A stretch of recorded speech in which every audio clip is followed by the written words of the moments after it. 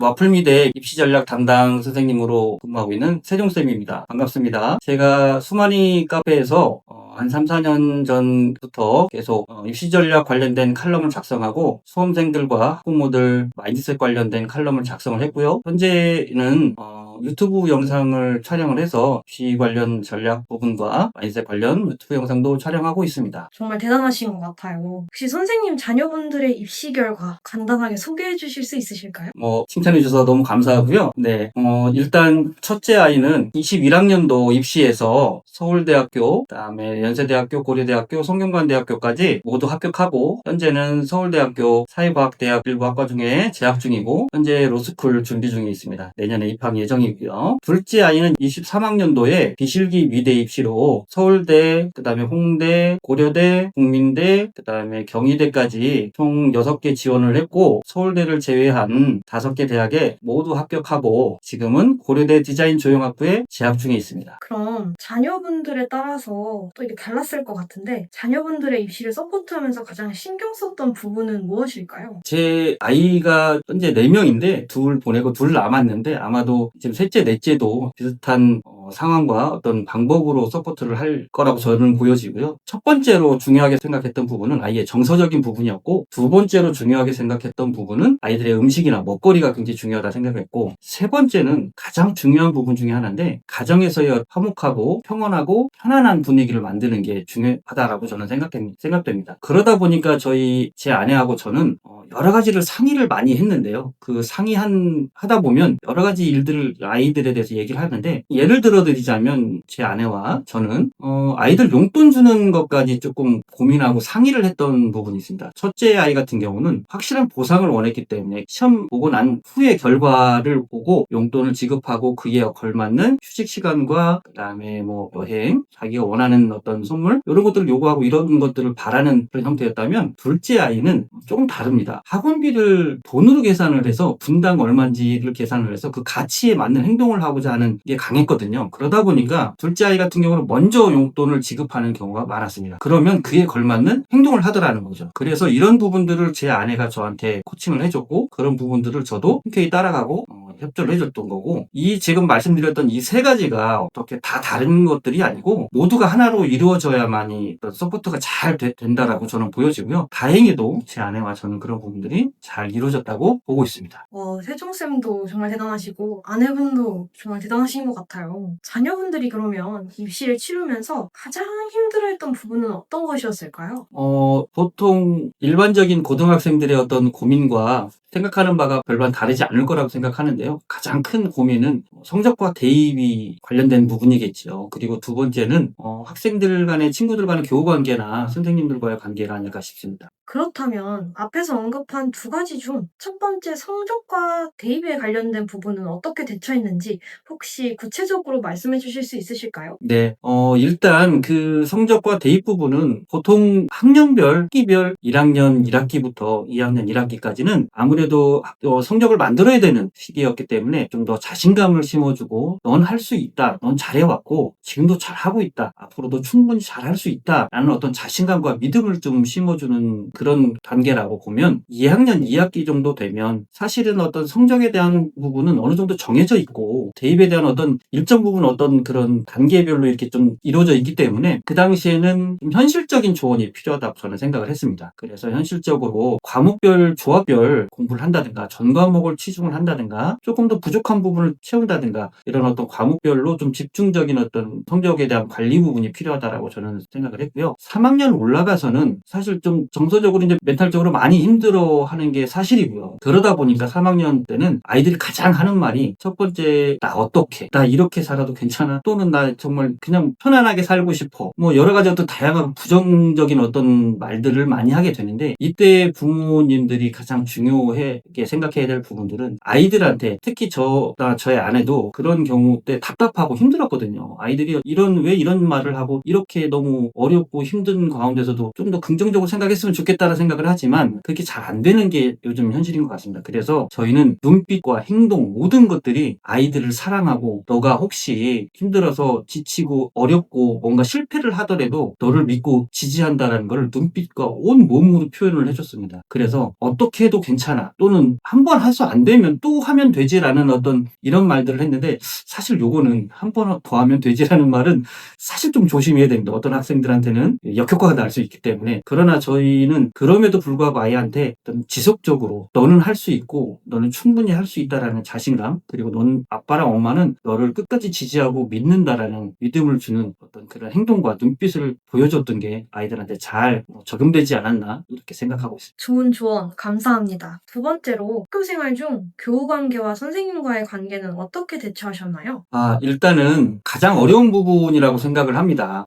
영상을 보시는 부모님들도 다들 공감하시겠지만 예전 우리 세대와는 이 학교 생활과 교우 관계가 많은 차이가 있을 거라고 보여지고 사실 저도 깜짝깜짝 놀랄 때가 여러 번 있었습니다. 그러다 보니까 아이들 교우 관계가 예전에 저희들과는 많은 차이가 있기 때문에 아이들하고의 어떤 소통하는데 어떤 부분이 필요할까 고민을 하다가 제 아이들의 친구들의 이름을 기억하고 그 아이들과의 어떤 에피소드를 통해서 얻어지는 뭐 별명이라든가 컨텐츠 같은 것들이 있으면 기억을 해뒀다가 다음번에 제 아이가 얘기를 하면 그런 것들을 얘기를 하면서 아이들한테 아빠가 충분히 관심을 갖고 있고 그 사랑하는 그런 표현을 그런 걸 통해서 좀 많이 표현을 했었던 것 같고요. 선생님들과의 관계는 사실 뭐 저희 때하고 또 많은 이런 사제지간의 관계가 달라진 것처럼 선생님들이 학생들한테 살갑게 예전처럼 이렇게 개인적으로 다가오거나 뭔가 생활을 관리하거나 이런 것들은 좀 부족한 것 같습니다. 특히나 3학년이 되면 3학년들 학생들한테 특히 미대를 지원하는 학생들한테는 선생님들이 관심을 거의 두지를 않으세요. 뭐 그게 상위권이든 중위권이든 어떤 미대를 지원하는 학생들은 관심도가 굉장히 적어지는데 그 이유가 선생님들이 정말 모르셔서 그러는 거기 때문에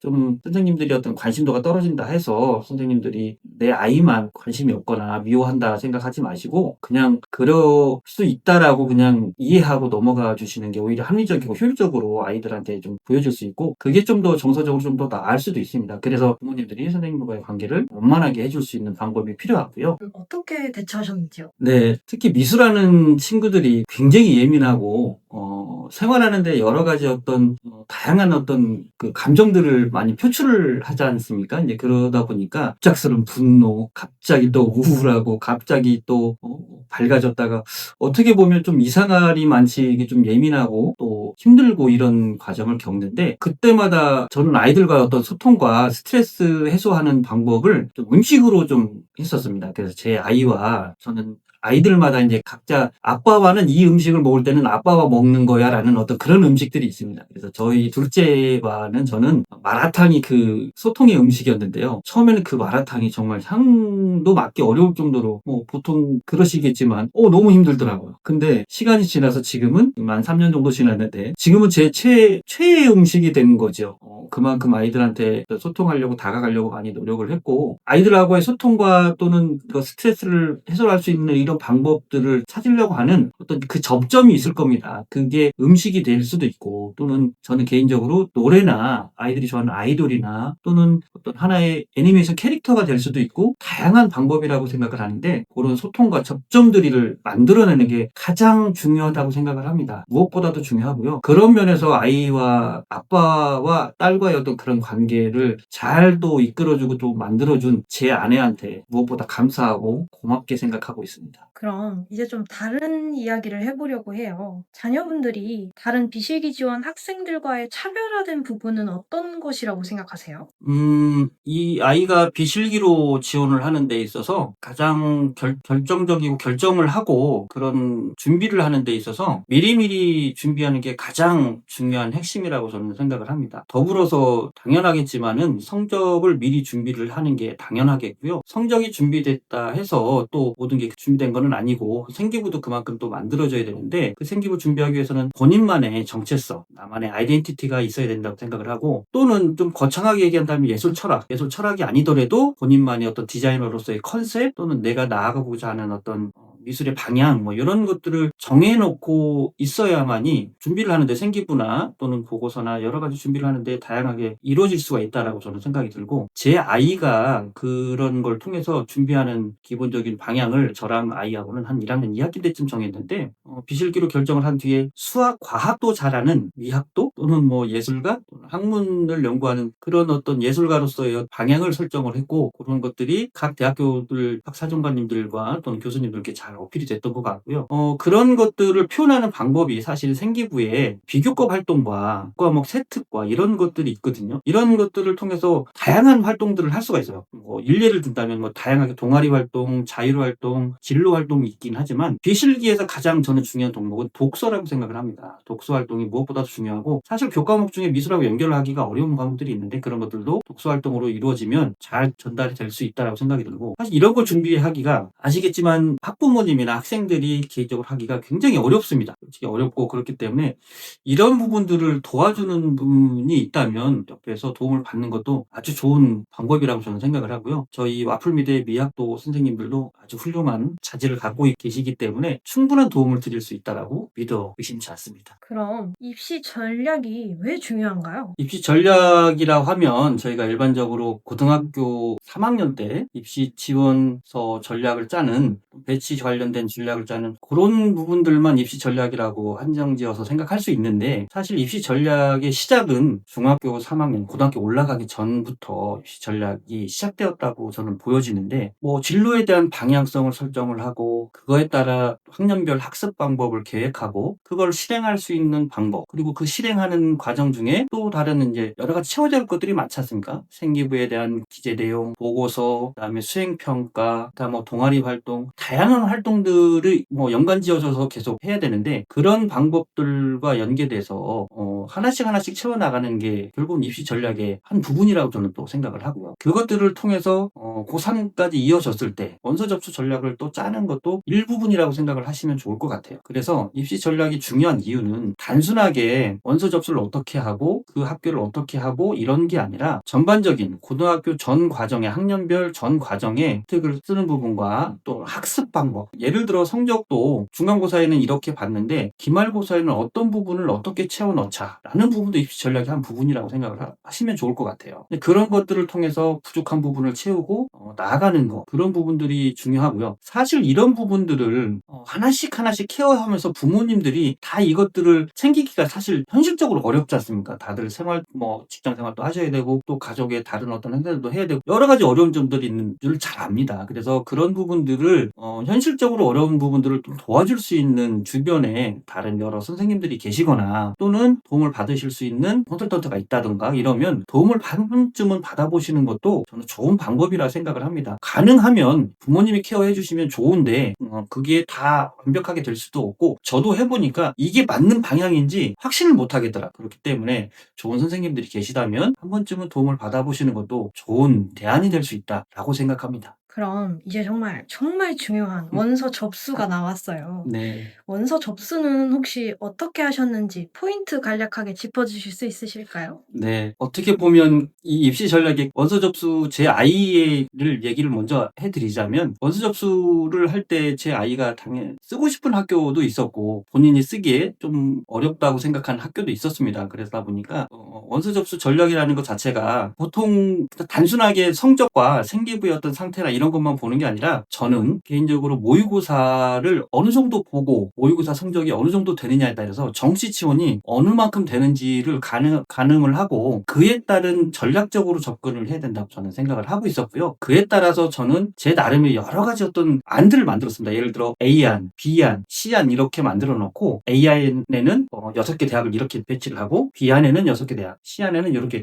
다른 대학들을 배치를 조금 물론 겹치는 대학들이 당연히 있었죠. 그런 안들을 좀 만들어서 아이들한테 제공을 했는데 제 아이는 당연히 반발을 했습니다. 이걸 써서 떨어지면 어떡할 거냐, 아빠가 내 인생 책임질 거냐 뭐 이러면서 저한테 엄청난 압박과 이제 그런 것들이 있었죠. 그래서 제 아내와 이제 저도 상의를 했고 또 아이하고 얘기를 했었습니다. 그래서 아이에게 그럼 어떻게 쓰면 좋겠느냐 그랬더니 공통적인 3가지 정도는 그대로 넣자라고 얘기를 했고 제가 이제 아이 엄마와 이제 상의를 해서 아이하고도 제안을 한 게, 너가 그렇게 쓰고 불안하면 너 쓰고 싶은 곳 한 곳을 쓰고, 아빠랑 엄마도 너를 키운 공로가 있으니 창조주로서 엄마도 쓰고 싶은 곳 하나만 쓰자, 아빠도 쓰고 싶은 곳 하나만 쓰자. 그래서 아이가 쓰고 싶은 곳 하나, 엄마가 쓰고 싶은 곳 하나, 아빠가 쓰고 싶은 곳 하나 이렇게 썼고요. 공통적인 거 3개를 써서, 그래서 아이가 쓰고 싶은 곳은 정의대 환조대였고, 엄마가 쓰고 싶은 곳이 고려대 디자인 조형학부였고, 저는 제가 쓰고 싶은 곳이 서울대 디자인과였습니다. 네, 서울대 디자인과만 떨어지고 나머지는 다 붙었는데, 어쨌든 이런 것처럼 그 원서 접수는 이렇게 전략적으로 접근을 해야 됩니다. 단순하게 성적과 생기부 물론 중요하죠. 근데 정시와의 연관성도 모의고사의 어떤 성적과도 상관관계를 좀 생각을 하셔야 된다. 예를 들어 저 같은 경우라면, 예전엔 모의고사 아이의 2학년 때부터 3학년 때까지 모의고사에 100분위 를 평균을 내고,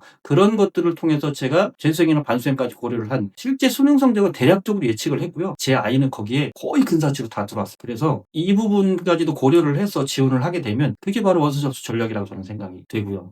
이 부분도 사실 현실적으로 학부모님들이 접근하기 굉장히 어려우실 수 있어요. 그렇기 때문에 이런 부분도, 그래서 이제 학원들이 좀 있는데, 이런 전략적인 부분들까지 고려를 하는지는 잘 모르겠습니다만, 어쨌든 저희 미학도 선생님들께서는 이런 부분들까지 충분히 고려를 해서 많은 학생들한테 도움을 드리고자 하고 있으니까 참고해 주시면 좋을 것 같습니다. 그럼 마지막으로 비실기 미대 입시를 준비하고 있는 학생들과 학부모님들에게 한 말씀 해주실 수 있으실까요? 끝까지 이 영상을 시청해 주셔서 너무 감사하고 또 감사합니다. 학생들이 볼 때는 지금이 인생의 전부일 것 같고, 잘 안 되면 어쩌나 하고 굉장한 두려움도 있는 것도 사실이겠지만, 이 또한 하나의 과정이었구나 하고 이 다음에는 웃으면서 회상할 날이 오지 않을까 저는 싶고요. 학부모님들 또한 학창시절 겪어보셔서 아시겠지만, 지금 내 아이가 겪고 있는 고통의 이 순간들이 먼 훗날 정말 큰 성장의 큰 자양분이 될 수 있을 거라고 아마 다들 아실 겁니다. 그렇기 때문에 우리 아이들이 지금 느끼고 있는 고통,